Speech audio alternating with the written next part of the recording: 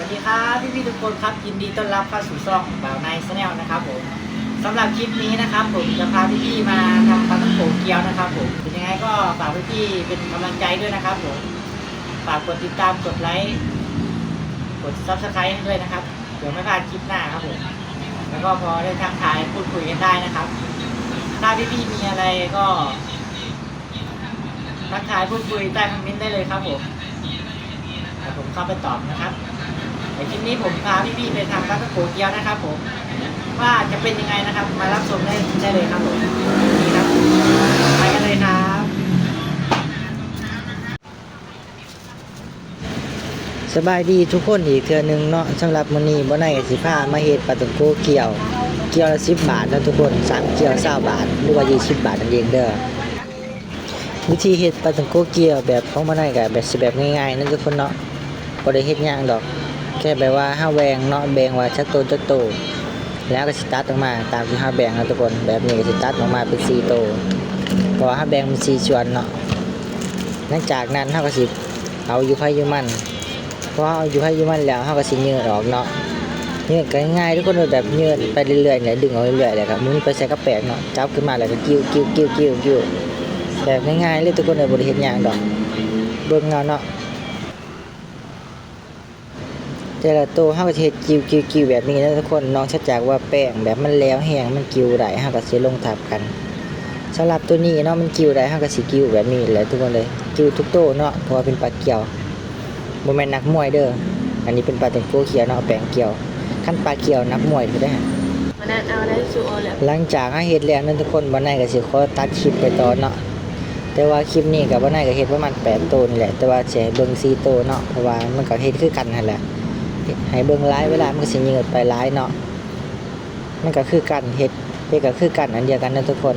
เพียงแต่ว่าอยากให้เฮ็ดหลายโตซื่อๆเนาะทุกคนเดี๋ยวขอสิตัดไปตอนที่ว่าลงกระทะเลยเด้อมันจังบ่หึงเนาะมันจังบ่ยาว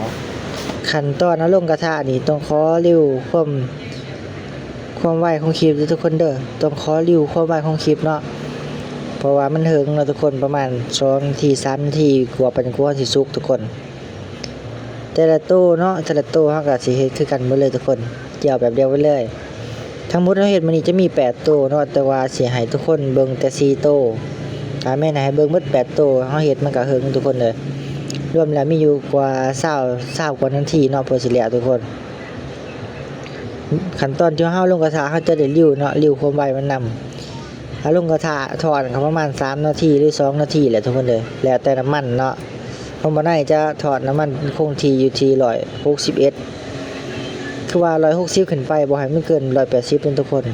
ถ้าแม่นเฮ็ดเกิน180ขึ้นไปมันก็สิดำเนาะเพราะว่าน้ำมันมันร้อ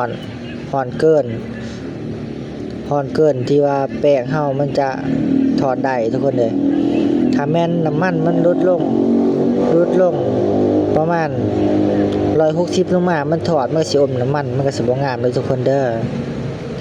สำหรับตัวนี้เนาะบ่ได้ก็ริ้วมามันก็สิสุกแล้วบ่ได้เตรียมสิเอาขึ้นแล้วทุกคนเด้อปลาท่องโกเกี่ยวหน้าตาแบบใดเป็นจังได๋ก็ประมาณนี้เลยทุกคนเด้อเบิ่งตามคลิปได้เลย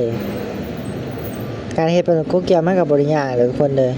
ปลาท่องโกเกี่ยวเนี่ยเฮาเฮ็ดขายจะเป็นเกี่ยวละ10 บาทเด้อ3เกี่ยว20 บาทหรือว่า3เกี่ยว20 บาทเท่านั้นเนาะนี่แหละเอาขึ้นกับบ่ได้ก็สิค่อยเอาขึ้นแบบนี้เนาะถ้าแม่นตักขึ้นพร้อมกันเบิดมันก็ตักขึ้นได้เนาะทุกคนเนาะแต่ว่าเฮาเลือกเอาตัวที่ว่ามันสุกก่อนเอาขึ้นก่อนเนาะถ้าแม่นตัวใดมันสุกแล้วเฮายังบ่ทันเอาขึ้นมันก็สิไหม้เนาะเพื่อเฮาถาเฮาต้องได้เอาขึ้นเทื่อละโตเนาะตัวใดสุกแล้วเฮาก็เอาขึ้นตัวใดบ่ทันสุกก็ปาไว้ถอยก่อนเนาะทุกคนเนาะสำหรับปลาเกี่ยวของมันได้ก็มีซ้ำนี้เนาะทุกคนเนาะก็คือเฮ็ดรอบเดียวเนาะแป้งยังเหลือหลายอยู่เฮ็ดรอบละ8โตเนาะ8โตกับบางทีก็บ่พอขายซ้ำลูกค้ามาซื้อ 3-4 คนก็เบิดแล้วนะทุกคนเดี๋ยวให้ทุกคนเบิ่งไกลๆเด้อว่าเป็นจังได๋งามบ่น่ากินบ่เนาะอันนี้บ่ได้เฮ็ดขายเด้อเกี่ยวละ10 บาท3เกี่ยว20 บาทหรือว่า3เกี่ยว20 บาทเนาะ